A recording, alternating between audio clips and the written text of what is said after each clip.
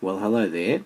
We're going to have a look at a couple of little techniques here which are very important just to finish off our integration skills. And this is just the raw techniques of integration skills before we get into applications of integration, which is next. But what I'm going to include in this video are the following three things. Integration by recognition, which is really important and occurs frequently in exams. Then we're going to have a look at something I call the split technique, which is it's a follow-on from some of the things we've done already in integration, but it just isn't very obvious unless it's pointed out to you. And thirdly, we're going to have some miscellaneous practice, okay? So, come on, we'll have some fun together. Let's go. Integration by recognition. Now, the best way to show you how to do this is by an example, okay? These integration by recognition questions always occur in two parts. Firstly, they ask you to find the derivative of something, which is fairly thorny looking thing, and which I'm sure you will agree this is.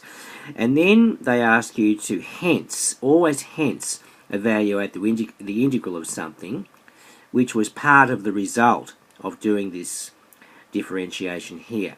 And I'll show you how you do it, guys. Now let's first of all do part A. We've got to find the derivative of that beastly looking conglomerate of algebraic gobbledygook, and then we'll go from there. Now you know how to do those individually. This one here is an inverse trig function, so that's just going to be 1 over the square root of 1 minus x squared. I think you'd agree. This one here is a product rule, so this is left d right plus right d left, okay? And you know what, you'd know how to do those individually. So let's do it. Good, oh excuse me. Good gracious. Well, this is the derivative of the inverse sine term. Here's left d right, that's a half of this thing to the minus a half times minus 2x, right? Plus right, which is that square rooty term, times 1. Now, that looks like it could do with a good bit of cleaning up, so we might as well do that, I think. I think I can predict that it'll come a lot simpler when we do clean it up. So that's the first term. That's the second term, after I've cancelled out those 2's and I've conglomerated the 2x terms into x squared, and I've got that. Now if we put all this whole thing over that denominator, I think you'll see wonders will ensue. So that's going to be 1 minus x squared plus, okay, the square of this denominator term, see? That times that, they're the same term on the numerator and the denominator, so that just gets you that. Now, that's interesting. So now how does that clean up? That gets to that, right? That gets to that. Now, that's probably all of... oh yeah, look at that last little step. I just didn't see that while I was looking quickly. This square root of this thing divides into that number of times. If you like, you could think of this 1 minus x squared term as the square root of it times the square root of it. You know, like root 2 times root 2 equals 2, for example. Well, root 1 minus x squared times root 1 minus x squared would be 1 minus x squared. And that sort of more easily shows you that you can cancel out this square root term with, say, one of those terms that I was just talking about there, and gets you just that one left over. Do you see what I mean? You try it and you'll see. You'll see.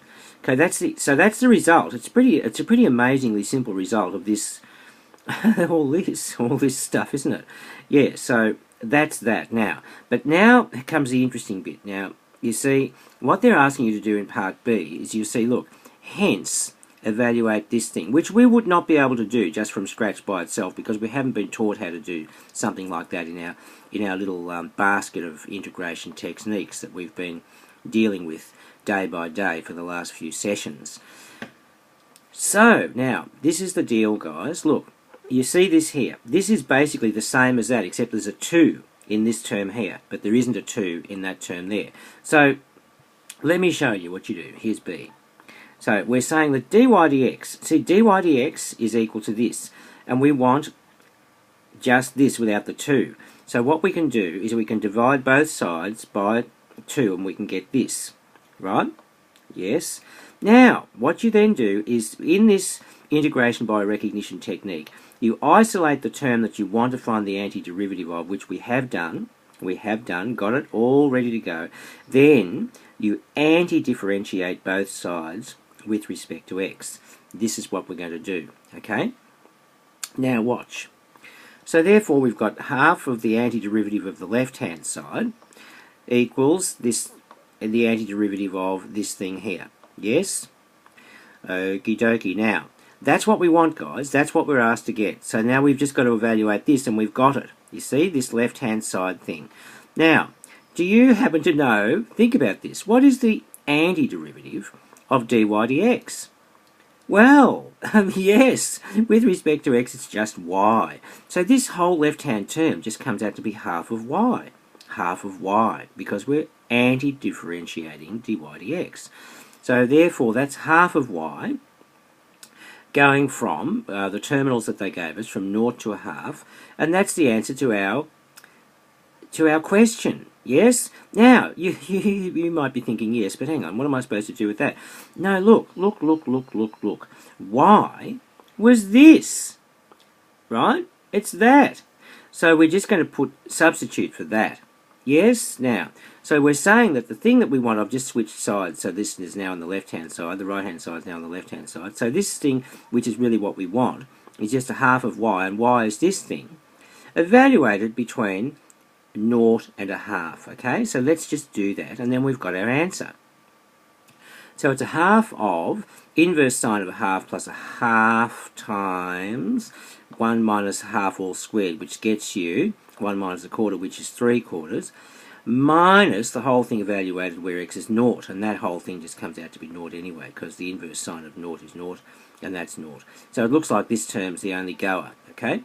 Now, the angle whose sine is a half is pi on 6, and this is whatever this is. So that's going to be root 3 over 2, so that it would be a half of root 3, or that'd be root 3 over 4, wouldn't it? And that's a half of that again, but let's just not jump the gun, let's go for it. Yeah, that's it. That's a half of pi on 6 plus a quarter of root 3 on 2, and there's our answer, guys. There it is. Yes, that's how you do, now that's how you do integration by recognition. It always has two parts. You're differentiating something in the first part, and then hence you're evaluating something in the second part, the term of which is basically part of this derivative that you've got here. And then you just isolate the term that you want, like e.g. this thing, and then on one side of the equation, and then you anti-diff both sides. That is the technique of integration by recognition. I think there's another one here for us to do. Oh, yes. Yes, okay, let's do that one. See, look, same sort of thing. Find the derivative of this, and then hence find the integral of this. And I can tell you right now, guys and gals, that this is going to be one of the products of the derivative. I mean one of the results, you know, of doing the derivative. Yes? I better not use the word product. It implies multiplication in the context of what we're doing here. So I'll show you. Y is x, e to the 2x. Let's do the derivative. Left d right plus right d left. Okay, left d right plus right d left. Clean up. There you go. Now look. What are they asking us for the antiderivative of? This thing. See, look, and there it is, except it's multiplied by 2, but that matters neither here nor there. So what you then do is you do this. You isolate the term that you want. Right? There, that's what we got from the last, from part A. Now, see what I'm doing? I'm getting this little beast. I don't want him. I don't want him on the same side as the thing I'm trying to find the antiderivative of. So I've isolated the term that I want the antiderivative of, and I'm going to divide it by 2 now. Yes, there it is. X e to the 2x. That's the thing, right? So that equals a half of this minus a half of that. And now I've got him where I want him. On one side of the equation, I was going to anti-diff both sides with a very pleasant result, as I'm sure you'll see. Right, that's now this thing here, I've put this right hand side over the left hand side here now, because that's what we're really after. That's equal to half the anti-diff of the first term minus half the anti-diff, well, you know what I mean, the second term anti-diff. Yeah, the first term anti-diff and the second term anti-diff, yes? Now, what is the antiderivative of dy dx? With respect to x, it is y, isn't it? And I think we all know how to do the anti-diff of e to the 2x. It's just a half of e to the 2x, isn't it? See? So that's what we get. That's what we get. So it's a half of y minus a quarter of e to the 2x plus c. Now, I did put the c in there because this is an indefinite integral situation, yes? The last one was a definite one where we had the terminals to worry about. We don't in this case, so you have to use c. Have to put c in there. Now, you know what this is? Y was back there, right? So we just get a sub back for what that is. Sub for y. And there it is, guys. Right, there it is. And there's our answer. So therein lies the procedure and the strategy of how you do integration by recognition. Okay? Very good. And they put them in the exams all the time, so you've got to know how to do it. Right, now this one here is part 2 of our video today. This is called the split technique. And you'll see what I mean when I show you. See now, see that integral there? That's one of the more difficult ones to know what to do with. But I'll show you what to do with it in a second. You split it into 2 separate terms. That's why I call it the split technique. This thing here, 5 plus x squared, well, it's an irreducible quadratic, so you can't do this with partial fractions. Certainly can't. So that leaves us, well, you know, is it an original function plus its derivative present in the same integrand? Well, the derivative of this denominator is 2x, but that's x, but it's got 3 added to it. So what you do with this kind of situation here, you can't partial fractionate it, and you've got this kind of, well, yes, it's kind of like the derivative, but there's something added on. That's where you split them up. Okay, now I'll show you. That's what I do. I split them up like that. So you've got the x term over this denominator, and I've got the plus the 3 over the denominator. And I'm going to integrate each of those separately. Hence the term split technique. Now, let's have a look at the first term. This one here is a clear case now of original function plus its derivative present in the same integrand. Well, the derivative is 2x, but we can easily do a bit of mathematical skullduggery to make that happen. So, yes, that's what it is, guys. So we let u equal x squared plus 5, okay? Therefore, du dx equals 2x, and therefore du is 2x dx. Now, so we're going to rewrite that as that, okay? I'm going to put a 2x dx there, and I'm going to divide by 2 outside the integral sign, which means I haven't really changed the value of the thing at all, okay? But that's exactly the form in which we want it, because we're now able to change over to u's instead of x's, aren't we? Yes, that's good, see? So now what's the answer to that? Yes, it's a half of log of mod u plus c, isn't it? Of course it is. So now we'll change back from the u thing to the x squared plus 5 thing, and that is the answer to the first antiderivative the first antiderivative, or the first term, the antiderivative of the first term here. Yeah, get that. Now, we've got to deal with this beastie now. Now, have you got any idea what to do with that? Well, it's fairly clear. It's fairly clear. Didn't you hear? It is inverse tan. Yes, it's inverse tan. It'll take a little bit of manipulation to get it like in the form that we want it, but it is. Okay? So, what I'd do first of all is I'd take the 3 outside of here, and I'd get leave that thing there. Now, with inverse tan, the form of inverse tan is a over a squared plus x squared. So if that's a squared, then a must be root 5, and I'd need a root 5 up here, but I haven't got one. So what I'm going to do is create one.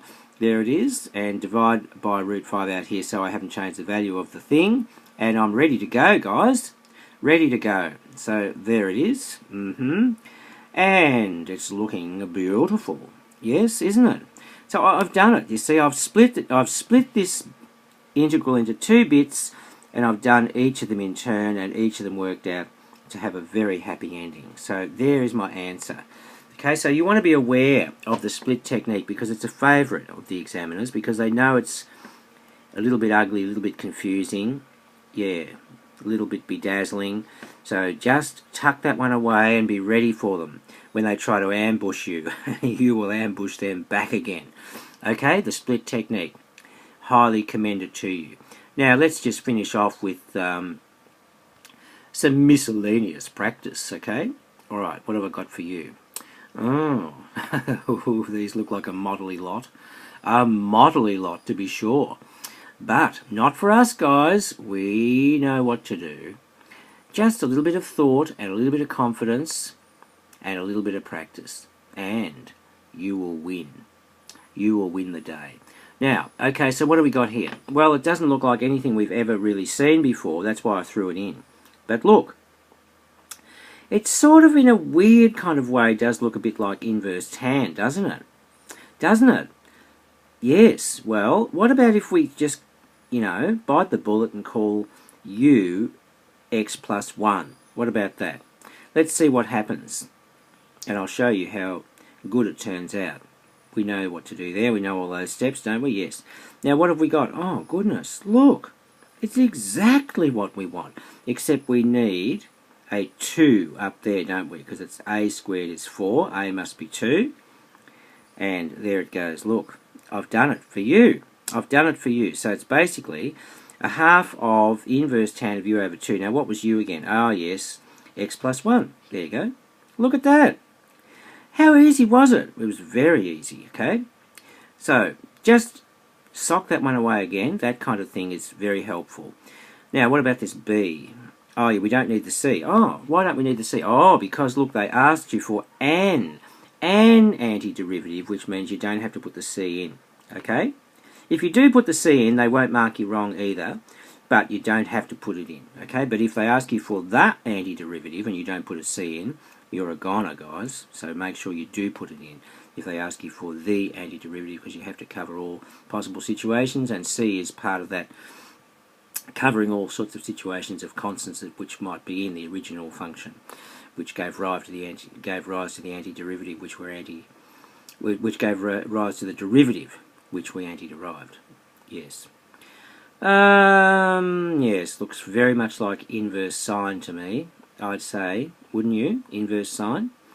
So what we can do is we can call u equal to 3x, I think. Yes, very good. And go through the motions.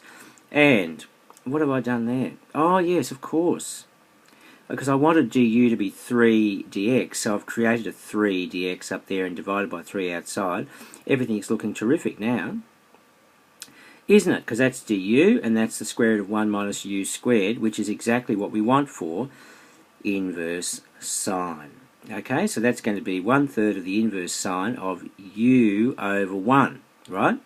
Because that's a 1, that's a squared, right? A squared minus u squared. Yes, yeah. Okay, that's what that is. So that's really good. So now we're going to substitute back for what u was, and we've got that. Yes, very good. Excellent. Right, c for you and me. Oh, that looks like the same thing. That's an inverse cos, guys. It's an inverse cos. Or you could also call it a minus an inverse sine. You can do that if you like as well. They're both correct, okay? They're both correct. So, yes, that's the deal, isn't it? Yeah. U equals 2x, same thing as we did in the previous example. Du is 2 dx, so create a 2 dx in there. Divide by 2 outside, the minus sign's there, and that's going to be that. Oh, yes, well, that's, I think I've done that as an inverse cos anyway. Half inverse cos of u over 1. Yes, very good, and it's a minus. Oh, wait a minute, should that be a minus out the side? No. Oh, excuse me. Ah, abracadabra, and I've fixed it for you. Isn't that good? So it should have been a plus, okay? Yeah, it should have been a plus. So if it's inverse cos, it is. If it was inverse sine, you could leave the minus there, if you know what I'm trying to say. Righty-ho, sub back for you, and we get that. Yes, we do, don't we? It's beautiful, truly beautiful. Now we've got D, and then I think we can get out of here. That looks, look, that looks sort of similar to this one over here, doesn't it? But let's see if the same technique works. So if we were to call 2x plus 1 equal to u. Let's see. Let's just see. I think it'll work. Yes, inverse tan. U equals 2x plus 1, therefore du dx equals 2, therefore du equals 2 dx. And now we're ready to go. We've got a 2 dx because we made one, and we divided by 2 outside of here. Now, oh, that looks very good. Now we can just put u everywhere instead of x. Very excellent. Oh yes, it's an inverse tan if ever I saw one, except I haven't got a 3 up there, but I can create one, can't I? Yes, I just did. And I divided by 3 outside there, didn't I? So that's 1/6 of all that stuff of inverse tan of u over 3. Now I better substitute back for what u was. It was 2x plus 1, wasn't it? Yes, excellent. I think that's the end. Oh, it is, and the end is your friend. Okay, did you enjoy it? Okay, well you go forth and do plenty of practice and get really good at those, and pay particular attention to that split technique, would you? And look out for it. And the integration by recognition is absolutely crucial to know how to do that. Alright, well we'll see you. We'll see you soon. Bye for now.